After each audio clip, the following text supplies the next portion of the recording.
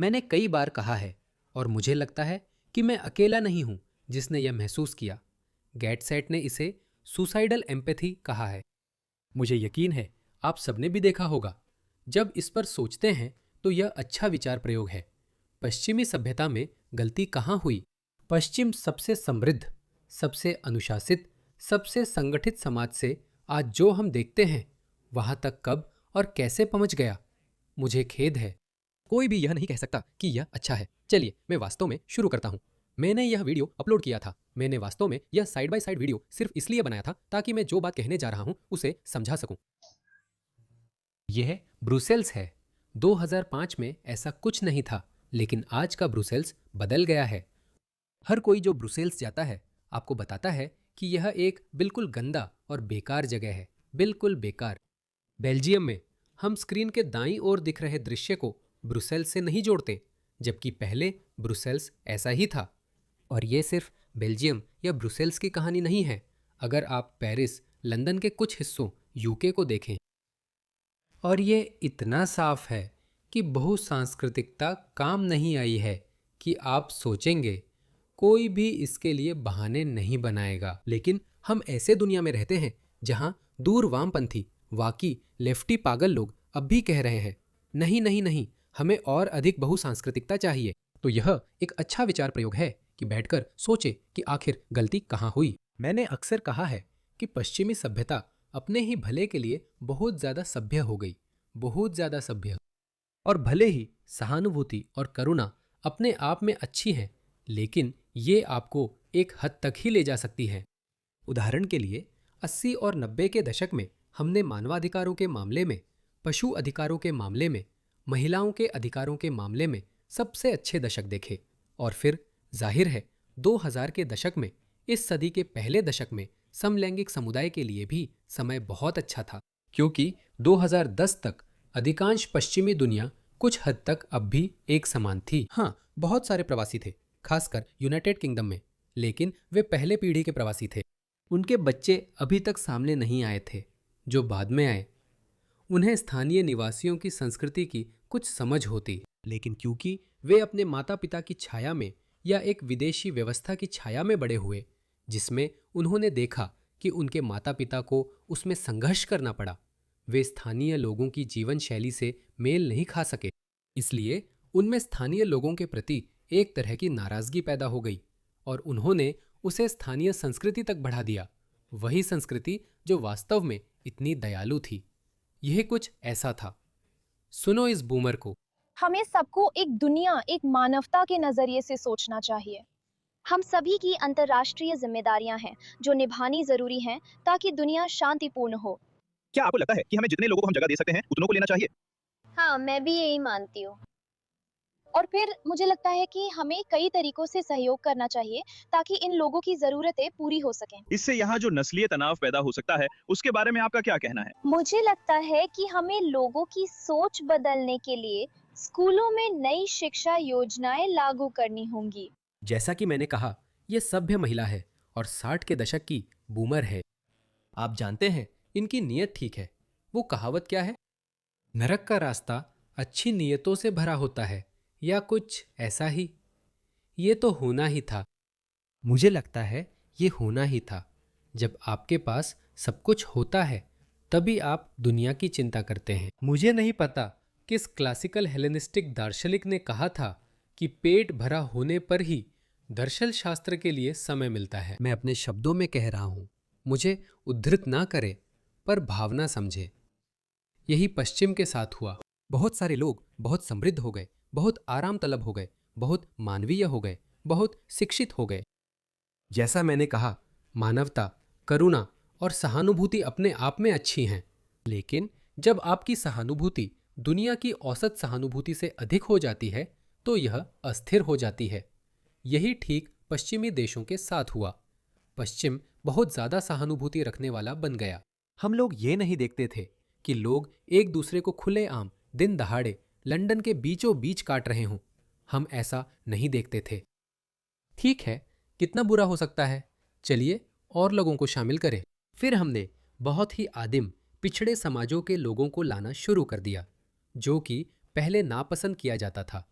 कोई इस बारे में बोल भी नहीं सकता था। असल में बहुत से वामपंथी पागल लोग उन्हें अब भी बर्बर गुफावासी या आदिम संस्कृति नहीं कहेंगे, लेकिन मैं कहूंगा, और ये भाषा तो और भी तीखी होती जाएगी। वामपंथी अब भी अपनी गलती नहीं सुधार रहे। जब उन्होंने उन लोगों को लाया तो यही सब होने लगा।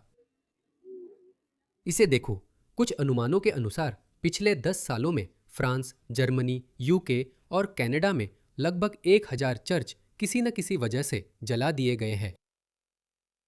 क्यों? मुझे पता है, बस एक अंदाजा है। मुझे लगता है कि मैं कहीं एक रिपोर्ट पढ़ रहा था जिसमें कहा गया था कि उनमें से 80% चर्चों में आग जानबूझकर लगाई गई थी, और फिर भी ऐसे लोग हैं जो अपनी बात पर अड़े हुए हैं। इसे देखो। खैर, वैसे भी वे लोग अब घटती हुई अल्पसंख्या में हैं। ये स्कॉटलैंड की डिप्टी फर्स्ट मिनिस्टर हैं, यानी ये यूके या ऑस्ट्रेलिया में डिप्टी प्राइम मिनिस्टर के बराबर हैं। स्कॉटलैंड सहिष्णु है। इसे देखो, ये महिला ऊंट व्यापारी की पत्नी की तरह कपड़े पहने हुए है। इसे देखो, सिर्फ एकता दिखाने के लिए। स्कॉटलैंड एक सहिष्णु, शांतिपूर्ण और समावेशी देश है। इतना ज्यादा कि मुझे डर लगता है कि अगर मैंने इसे उतार दिया तो शायद किसी मुस्लिम को बुरा लग जाए।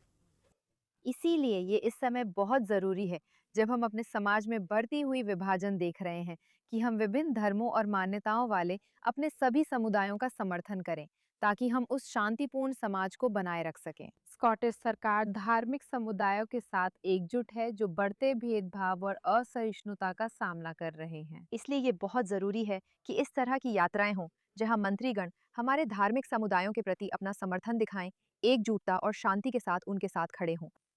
यही उसका अंतिम परिणाम है। तो जो उस बूढ़े ने 60 के दशक में कहा था, यही उसका नतीजा है। जानते हो उसने क्या कहा था? उसने कहा था, चलो अपनी शिक्षा प्रणाली को अपडेट करते हैं। और वैसे जब वे शिक्षा प्रणाली को अपडेट कर रहे थे, मैं किसी से बात कर रहा था, एक ब्रिटिश महिला से। वह 30 साल की है। तो वह मुझे यह बता रही थी, जाहिर है वह मुझसे 1 दशक छोटी है। तो वह मुझे बता रही थी कि उसके स्कूल में उन्हें लगातार बताया जाता था कि उपनिवेशवाद कितना बुरा था, जैसे वे उसकी कोई भी अच्छी बातें नहीं बताते थे। तो यही उनका मतलब था, यही उनका मतलब था, शिक्षा प्रणाली को अपडेट करना। और देखो, ये उसका नतीजा है। ये ब्रिटेन नहीं है। भले ही ये करुणा और सहानुभूति के नाम पर किया जाता है, अपनी पहचान खोना इसके लायक नहीं है। ना तो करुणा के लिए, ना ही दुनिया की भलाई के लिए या किसी और बड़े भले के लिए। नहीं, आपको अपनी पहचान की रक्षा करनी चाहिए, लेकिन बात सिर्फ इतनी नहीं है। यह तो बस उसके रूप रंग का पहलू है। बस भद्दा लगता है, माफ कीजिए। अगर मैं इंग्लैंड जाऊं तो मैं वहां की अंग्रेजी संस्कृति देखना और अनुभव करना चाहता हूं, ना कि ये। लेकिन इसे देखिए, सिर्फ सुंदरता ही नहीं बल्कि बहुसांस्कृतिकता की वजह से और भी बहुत कुछ बुरी तरह प्रभावित हुआ है। इसे देखिए, ये एक, मेरा ख्याल है ये कोई यूरोपीय व्यक्ति है, एक बुजुर्ग आदमी। इसे देखिए। शेक इट बॉय, ओए शिकी बॉय, बाहर में जाए भाई। क्यूबानू हाँ। Imagine this.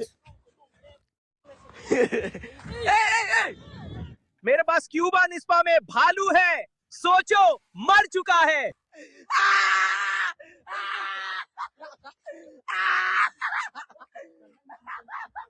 मुझे आश्चर्य है कि क्या उनकी भी वही सोच थी जो उस महिला की थी जिसे मैंने आपको शुरू में दिखाया था। और अगर थी तो अब वो क्या सोचते हैं, ये जानना चाहूंगा। मुझे ये भी जानना है कि अब वो महिला क्या सोचती है। क्या आप चाहते हैं? क्या आप आफ्टर शेव लगवाना चाहते हैं? ठीक है, अलविदा वेब बॉय। हाँ, आपने काफी देख लिया। अब मैं आपको बहुसांस्कृतिकता के और सबूत दिखाता हूँ। यह अमेरिका है। यहाँ बहुसांस्कृतिकता नहीं है। मुझे लगता है अमेरिकी बस इसी में फंसे हुए हैं। अमेरिकी बस अपने पूर्वजों के पापों में फंसे हैं। वे कुछ नहीं कर सकते। यह क्या है? यह क्या है? ये क्या है? सच में? क्या आप और देखना चाहते हैं? मैं दिखाता हूं।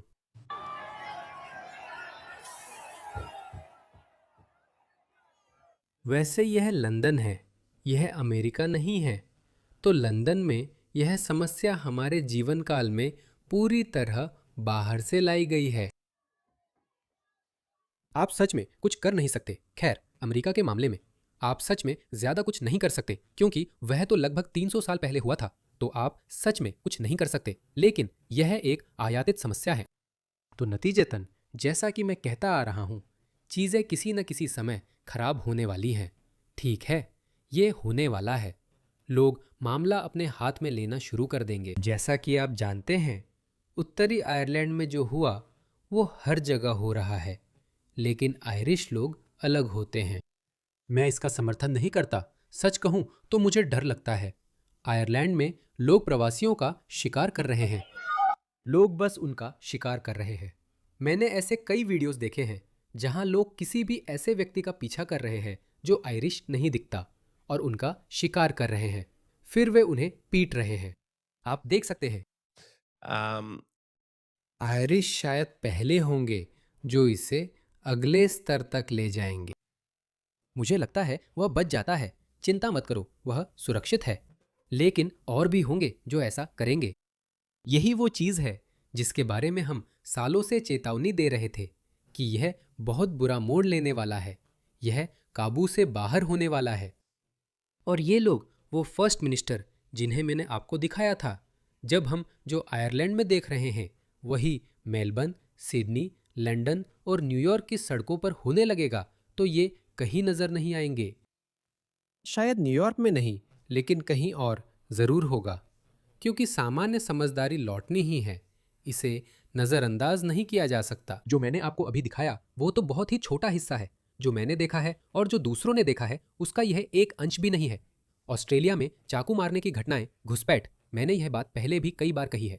ऑस्ट्रेलिया में घरों में घुसपैठ की परंपरा नहीं थी। यहाँ तक कि हमारे गैंगस्टर और अंडरवर्ल्ड के लोग भी कभी अपने विरोधी गैंग के सदस्य के घर में नहीं घुसते। वो असल में उसके घर से बाहर आने का इंतजार करते थे और फिर या तो गाड़ी से हमला करते थे या ड्राइव बाय शूटिंग करते थे, या फिर उसके बाहर आने का इंतजार करते थे और जब वो अपनी कार में बैठ रहा होता था तब उसे पकड़ लेते थे। मैं ये नहीं कह रहा कि वो अच्छा है, लेकिन मैं बस ये कह रहा हूँ कि मेलबर्न में लोगों के घरों में घुसपैठ करने की ये संस्कृति पूरी तरह से विदेशी संस्कृति है। अगर आप ध्यान से देखें तो ये अफ्रीकी गैंग के सदस्य या अफ्रीकी युवा है। 14-15 साल के हैं तो वे जेल भी नहीं जा सकते। और फिर जाहिर है यूरोप में, इसे देखिए, वे सिर्फ बुजुर्गों को ही परेशान नहीं कर रहे हैं। इसे देखिए, इन्हें परेशान कर रहे हैं। भगवान उसे आशीर्वाद दे, वह अभी भी मुकाबला कर रहा है।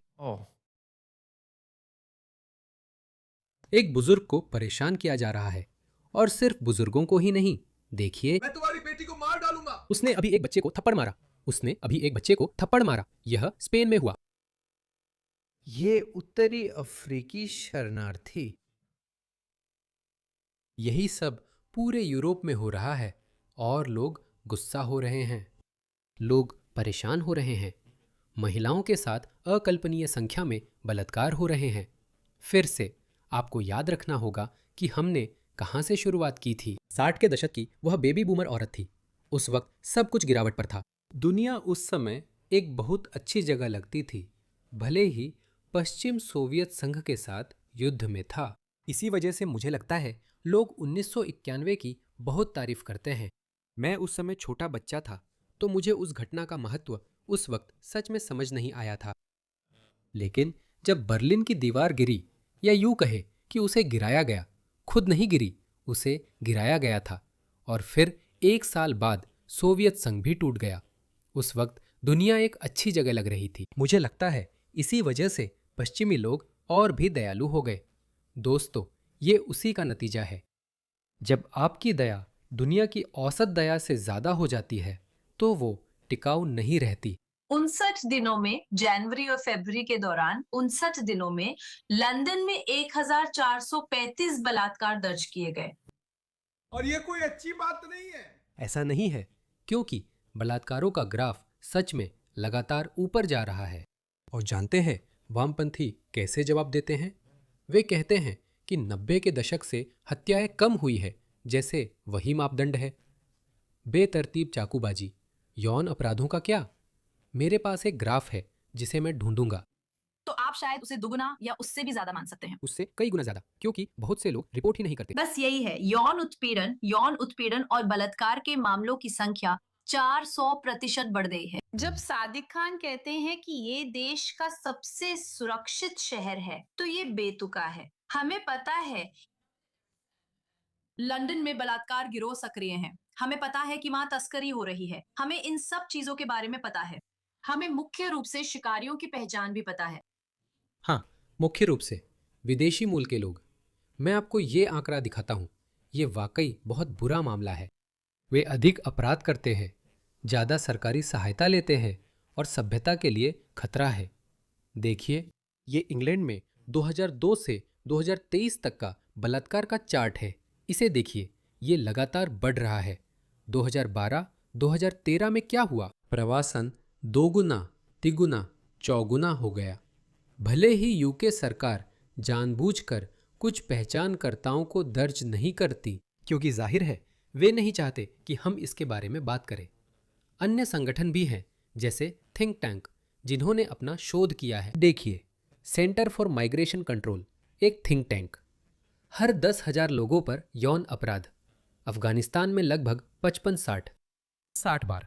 उनके ऐसा करने की संभावना ज्यादा है। असल में नहीं, ये प्रति 10,000 है, तो ये 60,000 गुना ज्यादा संभावना है, क्योंकि यूके 1 पर है। इसे देखिए, सभी तीसरी दुनिया के लोग, वे सभी लोग जिनके बिना यूके बिल्कुल ठीक रहेगा। अगर यूके उन सभी देशों के लोगों को बाहर निकाल दे तो उसे कोई नुकसान नहीं होगा। मैं यह नहीं कह रहा, कुछ लोगों ने अच्छा किया है, लेकिन अगर आप बड़ी तस्वीर देखें तो यूके को कोई नुकसान नहीं होगा। तो हाँ, मुझे लगता है कि पश्चिम बहुत ज़्यादा सभ्य हो गया है, जिसका मतलब है कि आवश्यकता ही सभी आविष्कारों की जननी है। हमारे हालात ही हमारे मूड को तय करते हैं। हमारे हालात हमारी संस्कृति व व्यवहार को आकार देते हैं। मैंने कहा कि आयरलैंड में जो हो रहा है वह अब पूरी पश्चिमी दुनिया में होगा, क्योंकि लोगों का सब्र खत्म हो गया है और वे प्रतिक्रिया देंगे। इसीलिए वे बस एक और लोकतांत्रिक मौके का इंतजार कर रहे हैं। यूके ऐसा लग रहा है जैसे बारूद के ढेर पर बैठा हुआ है। किसी भी दिन कोई भी घटना हो सकती है और ऐसा होने ही वाला है। अगर इस हफ्ते कोई और प्रवासी अपराध न हो तो हम खुद को भाग्यशाली मानेंगे, यानी कुछ होगा। मुझे नहीं पता लोग उस पर प्रतिक्रिया देंगे या नहीं, लेकिन अगले हफ्ते फिर कुछ होगा और उसके अगले हफ्ते भी, और फिर से ऐसा ही होता रहेगा और फिर से हालात काबू से बाहर होते जाएंगे। तो लोग अभी अपने लोकतांत्रिक मौके का इंतजार कर रहे हैं। मुझे लगता है कि यूके में ये आखिरी मौका है। बिल्कुल, 2029 में ये आखिरी मौका है। ऑस्ट्रेलिया में शायद हम बच सकते हैं, लेकिन अच्छी बात यह है कि ऑस्ट्रेलिया में हम बिल्कुल सही समय पर जाग रहे हैं। पॉलिन हैंसन की राजनीतिक पार्टी सबसे लोकप्रिय राजनीतिक पार्टी है और पॉलिन हैंसन खुद भी व्यक्तिगत रूप से चुनावी सर्वेक्षणों में आगे चल रही हैं। तो उम्मीद करते हैं अगर कुछ और नहीं हुआ तो ये रफ्तार ऐसे ही बनी रहे। मुझे लगता है अब पॉलिन हैंसन बाकी दोनों पार्टियों से अपनी बढ़त बढ़ाएंगी, जो अच्छी बात है।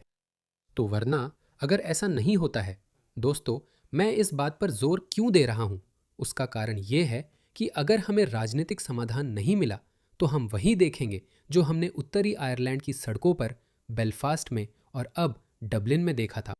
यह मेलबर्न, सिडनी, लंदन सहित हर जगह की सड़कों पर होगा। ये हर जगह हो सकता है, क्योंकि जब लोगों की बात लोकतांत्रिक तरीके से नहीं सुनी जाती तो वे बस यूं ही चले नहीं जाते। आत्मसंरक्षण ब्रह्मांड की सबसे मजबूत शक्ति है।